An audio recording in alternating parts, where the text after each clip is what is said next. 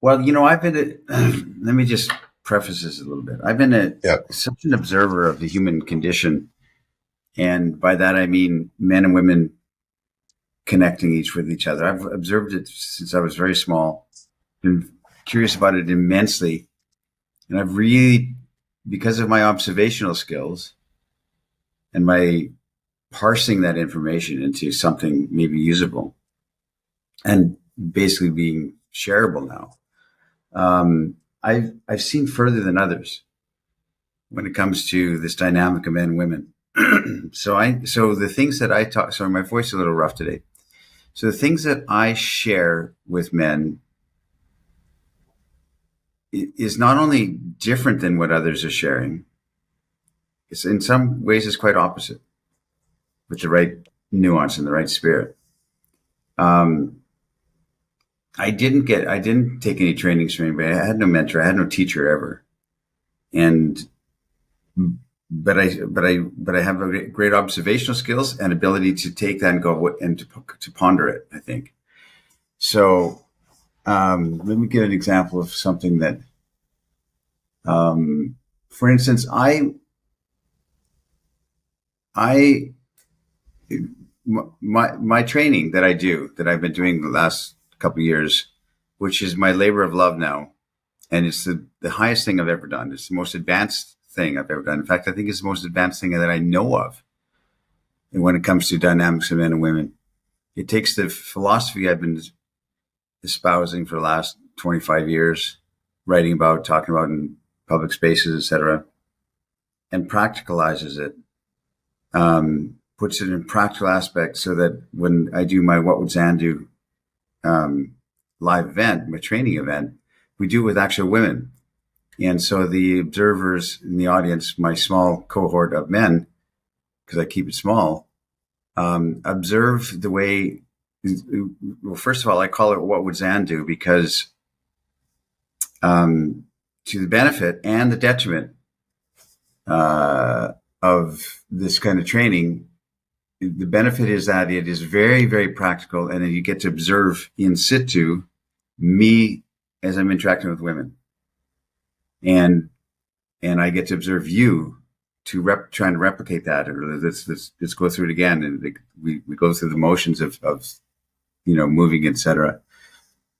But the detriment is that it can't scale. If I don't, I can't teach somebody how to have my viewpoint in my stories, and to really dig that out and extract it from the 8 or so students that I have them to magically go through it. I can't train that to somebody else to share in that way. So it's a what would I do? What would Zan do? And I can't scale it more than a few men at a time, because then they're just sitting passively observing. Nobody gets to have the exercise, and you can't really capture it exactly perfectly in writing at all, or in which I'm trying to do, or in film. So it, as long as I continue to do these live events, it'll be available. But it bothers me constantly because it just can't scale, and I wish others could see it, because it's really fun and really exciting and really life transformational. And I don't say that lightly. I think I'm shocked at the effect that it has on me in the room with these gentlemen and these women, because it is so deep down practical, and it is so, I'll tell you kind of the aspect I do, Jordan, is the practical aspect is, because I've done lots of philosophizing. You don't need to hear that anymore. So the practical aspect is, if I'm going to show a sub-communication exercise, I show it to the men as observers as I would do it in real life with 2 women, for instance. This is how I would do it.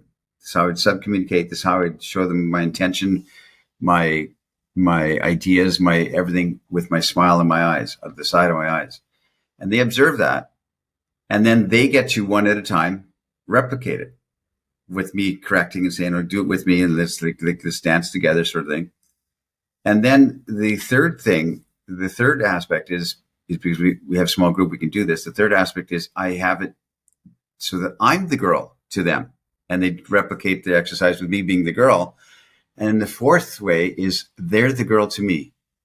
theirs or sitting over Yeah.